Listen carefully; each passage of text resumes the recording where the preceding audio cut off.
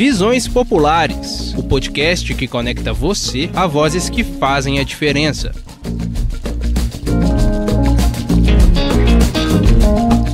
Boa tarde, queridos ouvintes. Estamos começando mais um Visões Populares, trazendo para você entrevistas exclusivas produzidas pelo Brasil de Fato de Minas Gerais. Quando a gente valoriza a autonomia dos povos, a diversidade que existe desses povos e somos solidários à resistência desses povos, nós estamos sendo solidários a nós mesmos. Porque nós queremos a continuidade da nossa espécie humana. Eu sou a Flora Vilela e no Visões Populares de hoje, a nossa entrevista é com a Guê Oliveira, artista militante forjada nas fileiras do MST, o Movimento dos Trabalhadores Rurais Sem Terra, e no Movimento Cultural de Belo Horizonte. Coordenadora do Bloco Pisa Ligeiro e integrante dos grupos das Cantadeiras e Mina Flor, Guê é formada em História e mestre em Desenvolvimento Territorial na América Latina. Na nossa conversa, a gente abordou o Novembro Negro, mês de luta do povo preto no Brasil, a perseguição às manifestações culturais de povos marginalizados ao longo da nossa história e hoje em dia, e da arte como um pilar na resistência política. A gente tratou também do espetáculo Colcha de Retalhos, da Guê, que vai acontecer em Belo Horizonte no próximo dia 14, sexta-feira. A apresentação é no Teatro Raul Belém Machado e a entrada é gratuita, com os ingressos sendo retirados pelo Simpla. Ao longo do programa você vai perceber uma diferença. Dessa vez, a nossa entrevista vai ser intercalada com as intervenções musicais da nossa convidada. Quem acompanha ela na viola é o Pereira da Viola, assim como o Guê é um grande representante da música mineira. Então não sai daí que a gente começa o nosso papo logo depois da vinheta. Brasil de Fato, uma visão popular de Minas Gerais, do Brasil e do mundo.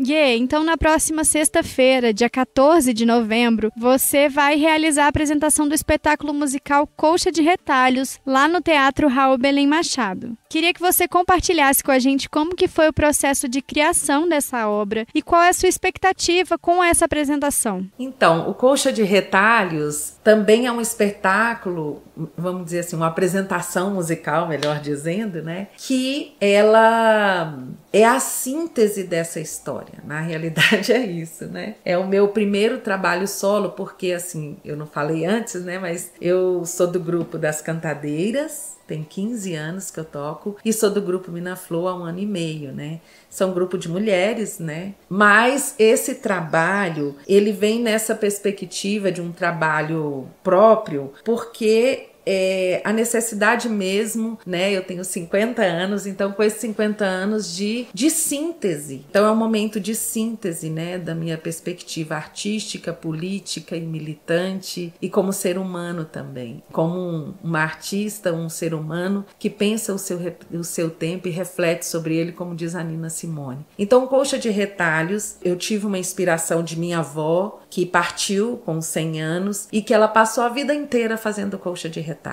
Eu fiz essa relação poética, né, e metafórica entre a colcha de retalhos, que é construída a partir de fragmentos de coisas que de repente não são mais consideradas, né? E aí a gente alinhavando esses retalhos faz uma coisa tão bonita como a colcha de retalhos, colorida, aconchegante, afetiva, né? E eu comparei isso com os tempos que a gente está vivendo. Em tempos de barbárie, em tempos de desumanização, em tempos em que o capitalismo está na sua fase destrutiva, né, que é a crise que a gente está vivendo, é a crise humana, né, a crise humanitária também, a crise ambiental.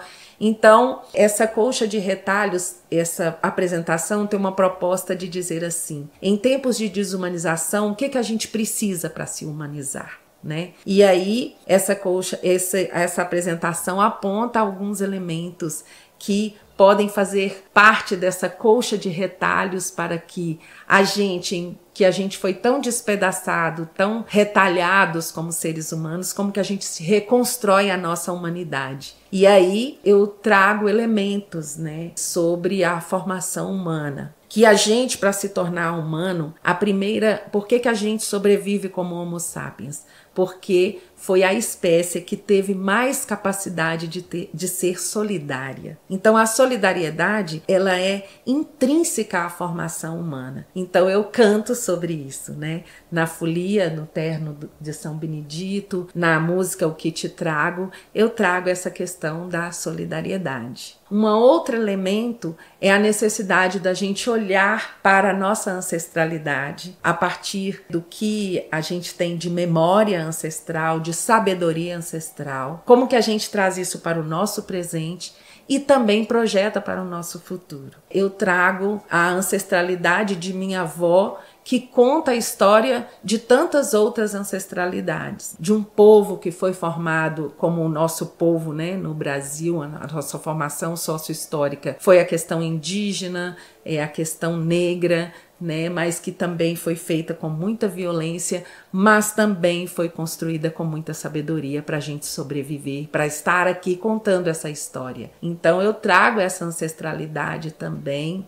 e trago a fé, né? A fé e a esperança de que essa colcha de retalhos é possível construir. Aí a outra coisa é a questão também, a questão negra, porque onde que a humanidade nasceu? A humanidade nasceu na África. A gente se tornou seres humanos no continente africano. Então nós precisaremos beber diretamente dessa fonte, dessa ancestralidade, da sabedoria, da cosmopercepção africana. E aí na música Somos África eu trago todos os elementos básicos da cosmopercepção africana. E músicas, né, do reinado de Nossa Senhora, né, do Congado, que traz muito essa relação com a natureza, né, a relação com a alegria. Então eu também trago a questão das crianças, né, que apontam essa possibilidade de construção com alegria, com a verdade que as crianças trazem também. E eu trago a questão também de nós se reconstruir a nossa humanidade a partir de uma construção coletiva. Então todas as músicas vão tratar, né, de alguma forma desses elementos também. É isso, eu acho que são esses elementos que perpassam essa grande colcha de retalhos e que todo esse aprendizado eu também sistematizei num trabalho de mestrado que eu fiz. Eu estudo sobre a dimensão sensível na luta social e a música na formação humana. Então foi que o MST nos instiga e nos estimula a estudar. Então eu fiz o mestrado, né? Fiz graduação, fiz especialização, fiz mestrado a partir do Pronera. Então é isso também, né? Assim, diz dessa capacidade que a gente tem de se apropriar dos conhecimentos da humanidade, do mundo e socializar, né? E a gente refletir junto para, no processo de formação da consciência, transformando consciências, transformar pessoas e transformar o mundo. Bom, Gê, como você trouxe, um dos pilares dessa construção artística que você propõe é a conexão e o resgate da ancestralidade. Nós estamos agora no mês de novembro, em que a gente relembra e celebra a luta do povo negro no Brasil. Nesse sentido, Gê, de que forma que a música ela é parte da luta desses povos que são historicamente marginalizados pela estrutura da nossa sociedade? E qual a importância de demarcar o 20 de novembro como o Dia da Consciência Negra e hoje um feriado nacional? Eu não sei se foi coincidência, né, ou sincroincidência, como diz o meu amigo Julinho, mas é o 14 de novembro. Então, está acontecendo nesse mês e que realmente, assim, tem muita interface. Eu acho que primeiro, né, assim, o 20 de novembro é muito significativo porque ele fala de luta e resistência, né, do povo negro. Então, demarcar, né, que a consciência negra, nós viemos da luta e da resistência.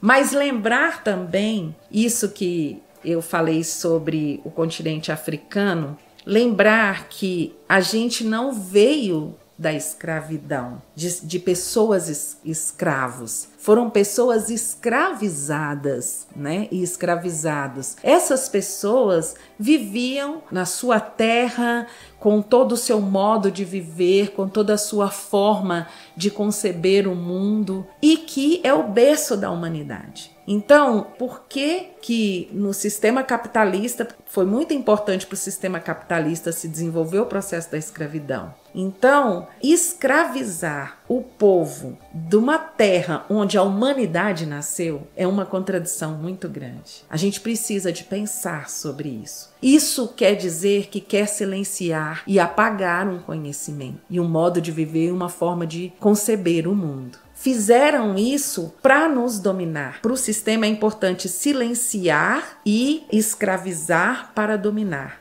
né? É importante a gente desvelar isso e trazer que nesse mês a gente tem uma ancestralidade humana, da onde a humanidade veio. Isso é muito importante, a gente fortalecer isso. A gente fortalecer que é um povo que tem um modo de viver próprio, que tem uma percepção de mundo própria e que essa diversidade de concepção de mundo precisa de ser respeitada. E mesmo querendo nos calar, nos silenciar, nós resistimos, né? E resistimos como? Nós resistimos nos terreiros, que são pequenas Áfricas, nas comunidades quilombolas, as comunidades do reinado de Nossa Senhora também, né? Não é só uma manifestação cultural, mas é um modo de viver e de pensar que traz uma ancestralidade riquíssima do povo bantu, que a África é feita de vários povos, então que nós somos originários de vários povos, né? Que vieram para o Brasil, e reconhecer essa matriz cultural, mas não só reconhecer, valorizar e respeitar essa diversidade. Então, eu acho que nós passamos por um momento de compreensão de que o mundo é diverso, que tem várias formas de compreender e de ler essa realidade. Então, acho que esse ainda é um grande desafio para nós e por isso a gente precisa de valorizar quem resiste, esse povo que resiste. Quem é esse povo que resiste? Essas comunidades que eu falei, mas também as comunidades periféricas das favelas, das vilas e comunidades que têm a maioria o povo preto, o povo sem terra, né? Que é um movimento que a grande maioria é pessoas negras. Inclusive, por que a maioria do povo sem terra é negro? Porque foram aqueles que foram desterrados de seu território, desterritorializados, e aqui foram escravizadas e depois também não teve o direito à terra. E aqueles poucos que tiveram direito à terra se resistem, continuam resistindo e continuam sendo também massacrados e muitas vezes criminalizados e mortos. E o povo da favela também, né? Por que mata? É uma forma de continuar esse grande genocídio, porque foi um grande genocídio trazer essas pessoas. Então, é uma forma de apagamento, de silenciamento. E o capitalismo, a gente sabe que para sobreviver como sistema, precisa de acabar com 1/3 da população. Então, eles precisam de racializar para dominar e para continuar essa lógica destrutiva e desumana e barbarizada que é esse sistema. Essa música é Cobrança, de Araci Cachoeira, e adaptação minha para o Blue com a contribuição de Pereira da Viola. Na viola.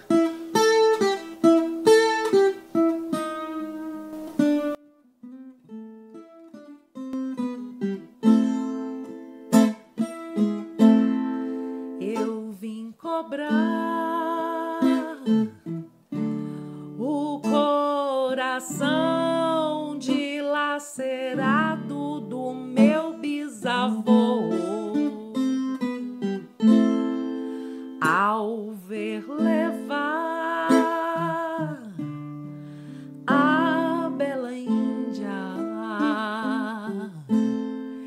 Eu vim cobrar a honra da minha bis, eu vim cobrar o martírio miscigenação forçada.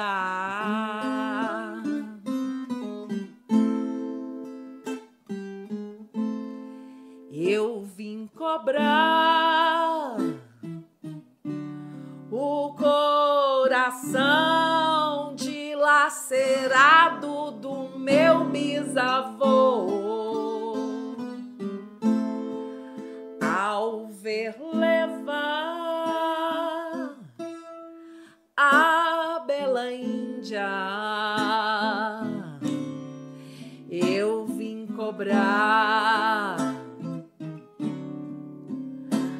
a honra da minha bis, eu vim cobrar o martírio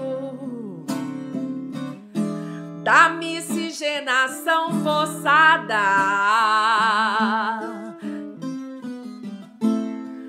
Eu vim cobrar a peleja na mata, eu vim cobrar a surra no tronco, eu vim cobrar o sangue da favela, o sangue sem terra. Eu vim cobrar,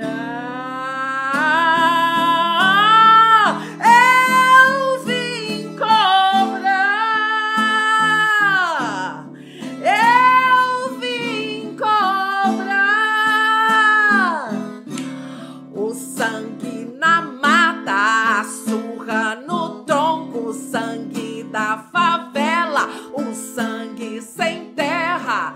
Eu vim cobrar,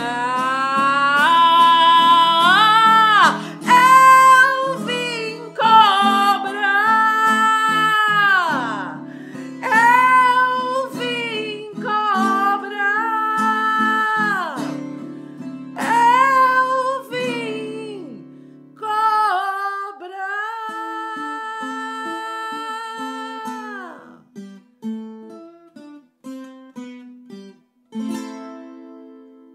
Bom, Gê, outro eixo central da construção dessa obra é pensar a solidariedade e um olhar sensível sobre as crianças, mas o olhar sensível das crianças também, né? Hoje é difícil pensar nesses temas sem considerar a banalização da violência que a gente tem assistido, principalmente uma violência que brutaliza diretamente as crianças. Seja aqui no Brasil, onde a gente acompanha a juventude negra ser morta nas periferias, seja no mundo, por exemplo, com o genocídio do povo palestino, que vem vitimando um número absurdo de crianças. Diante disso, como que é possível cultivar um olhar sensível nas pessoas, sendo que a violência cotidiana nos desensibiliza tanto? Primeiro dizer assim, né, que para a gente se humanizar, a gente vai ter que cultivar outras relações humanas. E quando eu trago as crianças na sua inteligência assim, mais profunda, né? Porque as crianças é uma resistência silenciada, né? E invisibilizada. Então elas mostram a todo tempo para nós, se relacionando com o mundo, brincando, né? Na relação com as crianças, nas suas brincadeiras, na sua forma de se expressar, são elementos, né, que a gente precisa de olhar porque é uma resistência silenciosa. Então elas nos apontam vários elementos, né, a partir das suas brincadeiras e da sua forma de ser. E não é à toa que o sistema tem atacado tanto, né, essa cultura da criança, superpondo com outros valores. E isso reverbera, inclusive, no genocídio que está tendo na Palestina, mas também do genocídio que está tendo no Sudão e tantos outros genocídios, como a gente disse, né? Então, assim, primeiro esse olhar para as crianças de uma outra forma, enxergando a sabedoria que as crianças têm para nos ensinar. As relações que fazem parte do mundo das crianças, né? Essa forma verdadeira, sincera, também as crianças, né, de dialogar com o mundo e conhecer o mundo a partir da brincadeira e de resistir mesmo com tantas formas de repressão das crianças, elas resistem ainda em qualquer lugar, de qualquer forma elas brincam. E a sociabilidade também, quando uma criança encontra uma criança, ela se reconhece no outro. Pode ver, onde tem criança, é só tirar os celulares, né? E aí as crianças começam a brincar, a dialogar, né? Então, essa forma de amplidão de humanidade que as crianças têm, né? De sociabilidade. E também a questão da solidariedade entre os povos, né? Da gente, a importância que tem da solidariedade é a gente se reconhecer nos outros e nas outras nessa questão da empatia, mas também de construção de um mundo mais justo. Então, essa justiça que pode ser construída reconhecendo essa diversidade. E a solidariedade, por quê? Porque nós, como espécie humana, a gente reconhecer no outro o ser humano que é. Então, por isso que eu digo, né, assim, desumanizar o outro vamos dizer assim, uma mentira desse sistema que quer, para desumanizar, eles precisam de hierarquizar. Então, quem é um mundo civilizado, quem não é, que esse povo é incapaz de fazer sozinho, então a gente precisa de ir lá e resolver os problemas, né? Então, quando a gente valoriza a autonomia dos povos, a diversidade que existe desses povos e somos solidários à resistência desses povos, nós estamos sendo solidários a nós mesmos. Porque nós queremos a continuidade da nossa espécie humana. Isso é um instinto humano que querem apagar, mas isso faz parte da natureza humana, né? E por isso a solidariedade é uma forma da gente se reconhecer no outro e, portanto, né, seres humanos com toda a sua diversidade, com todo o seu direito de autonomia dos povos. Quando atacam a Palestina, quando agora, né, falam em atacar a Nigéria, por exemplo, primeiro assim, querer desumanizar, quando você diz, dando desculpa de que é uma guerra contra o terrorismo e tal, né? A gente sabe que não é isso, né? Que é querer acabar com qualquer tipo de resistência. Então, é o bloqueio à Venezuela, o bloqueio a Cuba, o genocídio da Palestina, o genocídio do povo africano também que continua. Então, a África se levanta, a Palestina se levanta, os iemenitas e tantos outros povos se levantam, os cubanos, os venezuelanos, e defendem a sua autonomia dos povos de se autodeterminarem, né? Então, quando a gente é solidário, nós estamos também reafirmando isso em nós. O posicionamento, né, do presidente Lula foi muito importante nesse sentido, de que o Brasil ele pode se autodeterminar, ele pode se autogerir enquanto país, né? Então isso está colocado hoje para o mundo. Não tem volta, como não tem volta tantas outras coisas, né? Mesmo querendo o projeto da extrema-direita e do fascismo, querendo retomar bandeiras, né, de perseguição aos LGBTs, na questão de gênero, na questão das mulheres, na questão negra, né, na questão indígena, não tem mais volta, porque a consciência humana já avançou nesse sentido. Então, quando a gente fortalece essa solidariedade, fortalecer todos esses princípios, né, de autodeterminação dos povos e também de defesa da nossa humanidade, do direito do ser humano de viver, né, da nossa espécie de viver, de defender os seres humanos. Então, essa música, né, só falar assim, ela foi composta na época da pandemia, em que a gente estava fazendo uma ação de solidariedade, que hoje é o Mãos Solidárias, né, e a gente ia distribuir marmitas, e eu falei para minha mãe que eu estava com muito medo, que minha mãe tem mais de 80 anos, que ela pegasse Covid, né? E ela virou e falou assim, não, vai e faça, né, o que você tem que fazer, porque o que você está fazendo já está te protegendo. E então, quando eu cheguei, eu vi o poema de Ana Cláudia, que é esse poema que virou música, e aí eu comecei a musicar e o Pereira da Viola contribuiu também nos arranjos, e a gente vai cantar, ela chama O Que Te Trago.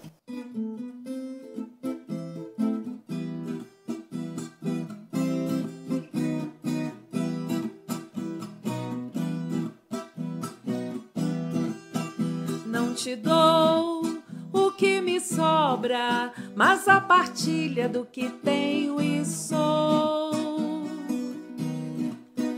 O sabor ancestral da liberdade e o segredo de quem ganha a vida no grito, na paciência, no campo e no asfalto de quem guardou a alma, no canteiro subversivo do que seja além do possível.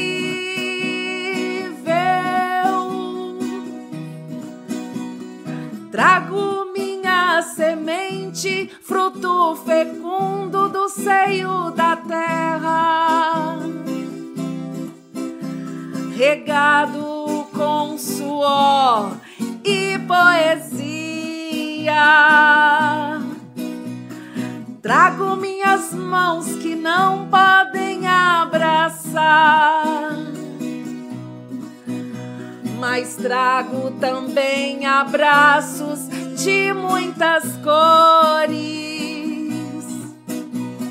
Em cada fruto e riso guardados no meu olhar, eu venho oferecer meu coração. Eu venho oferecer meu coração.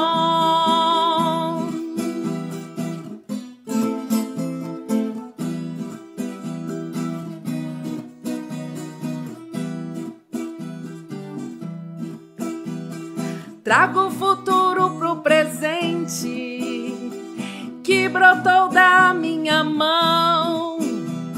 É promessa, é profecia, teimosia de um novo dia. Eu trago a sede de justiça e de alegria. Eu venho oferecer meu coração. Eu venho oferecer meu coração.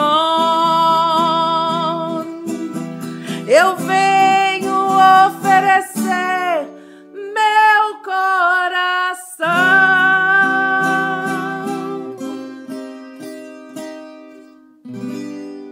Bom, falando em culturas marginalizadas e pensando ainda nessa pauta do Novembro Negro, a gente tem assistido em todo o Brasil o surgimento de projetos de lei apelidados de Lei Anti-Oruan. Esses projetos visam criminalizar expressões culturais que nascem na periferia dos grandes centros, como o rap, o funk ou o hip hop. Como artista militante e estudiosa da cultura e da música, de que forma que você entende esse movimento político? Primeiro, assim, né, é importante a gente compreender que a música, ela é uma dimensão humana. É uma dimensão humana nessa perspectiva, assim, de expressão. E, portanto, a perseguição a essa expressão, ela tem um intuito de silenciamento, ela tem um intuito exato, assim, né, de definir o que a gente deve ouvir, o que a gente não deve ouvir, o que a gente tem que ouvir para se acomodar. Então nós, artistas militantes artistas e tantos outros artistas populares, é importante se posicionar e se posicionar a partir da música. Então tá o Pereira aqui, eu,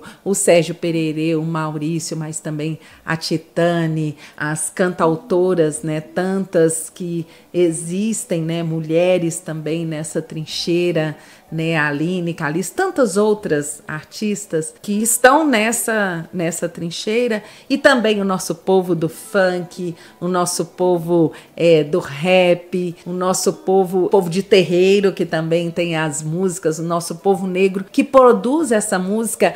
É uma forma de resistir a esse apagamento, a esse silenciamento, e a necessidade da gente, então, tomar posturas diante disso, né? Então, acho que a primeira coisa é a sociedade que defende, a gente sabe, né, que tem uma divisão forte nesse sentido, assim, de entendimento, mas que também esse entendimento, ele é produzido, esse entendimento da extrema-direita, ele é produzido. Então, assim, é importante como meios de comunicação, como o Brasil de Fato e outros meios da resistência, a internet também tem muita resistência, e o povo continua cantando nas periferias, fazendo o funk, o samba, né? Nos últimos anos tem defendido também isso. Então, quer dizer, tem um movimento fazendo contraponto. A questão é que aparece mais aqueles que defendem porque quem hegemoniza a comunicação são eles, né? Mas se a gente pensar no dia a dia dos terreiros, quantas sessões, quantas festas de congado, quantas folias de reis, quanto povo do samba, o carnaval de resistência na rua, isso é muito forte e significativo. Então é fortalecer isso e dialogar com isso e dar visibilidade a isso e dar visibilidade na vida real, porque esse povo tá falando no virtual,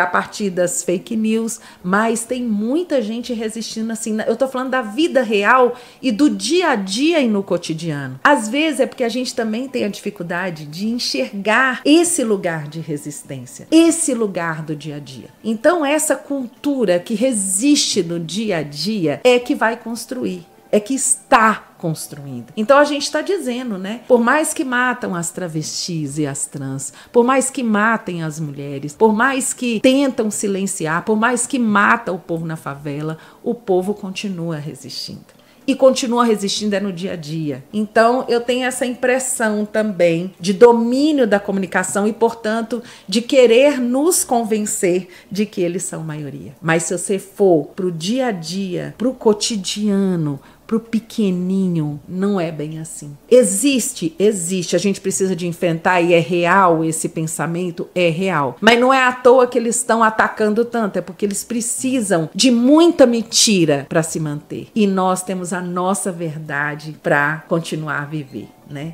Então, assim, só colocando também, né, essa reflexão. Então, tem muitos povos resistindo. Os povos indígenas, o povo quilombola, o povo sem terra, o povo na favela, os pescadores, resistindo de todas as formas, né? Desde a música, desde a comida, desde defender o seu território. E a gente, como artista, militante artista, defender isso com o que a gente sabe e quer fazer, que é a arte. Então, acho que por isso essa necessidade, né, de fazer essa apresentação. Não é só uma apresentação musical, é também uma forma de resistir, de trazer essa reflexão e fortalecer a cada dia essa nossa forma do nosso povo de resistir a cada dia. E tem aquela frase que eu acho maravilhosa, né? Combinaram de nos matar e nós combinamos de não morrer. E é assim, né? Com arte, com beleza, com alegria, que a gente vai continuar a viver.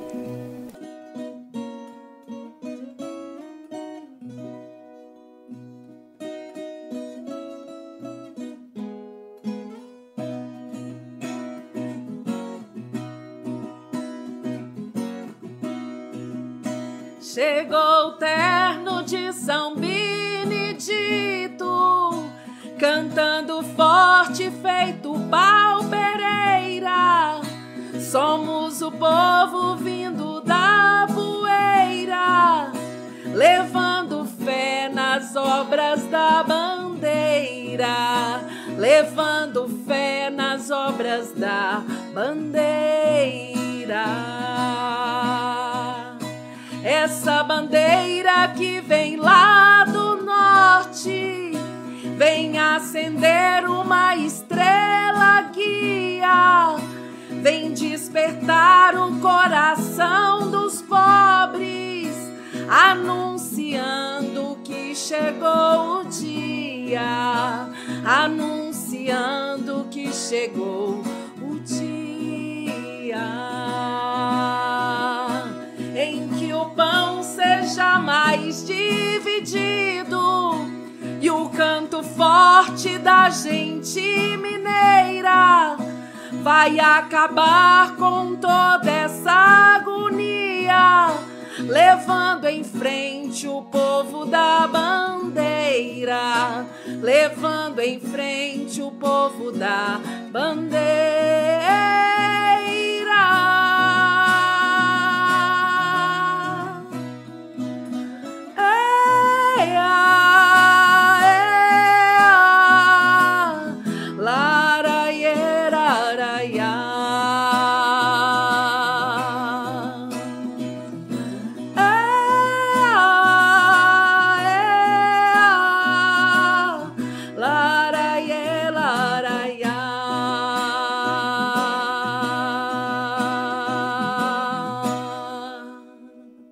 Bom, gente, a nossa conversa foi boa, a música foi linda, mas o Visões Populares de hoje vai ficando por aqui. Eu queria agradecer imensamente a participação da Guê e na próxima semana tem mais entrevistas exclusivas e reflexões que transformam. Sempre às quartas-feiras no canal do podcast Visões Populares lá no Spotify ou na Rádio Autêntica Favela FM. Se você está ouvindo a gente pelo Spotify, comenta por aqui o que achou desse episódio, se você gostou ou não desse formato. Não se esqueça também de compartilhar o episódio com os amigos e dar 5 estrelas pro podcast. Se você tá ouvindo a gente pela rádio, perdeu alguma parte do episódio, quer ouvir de novo ou quer mandar pra alguém, é só procurar o Visões Populares lá no Spotify. Acompanhe também o Brasil de Fato nas redes sociais para você não perder nenhuma novidade. E até lá!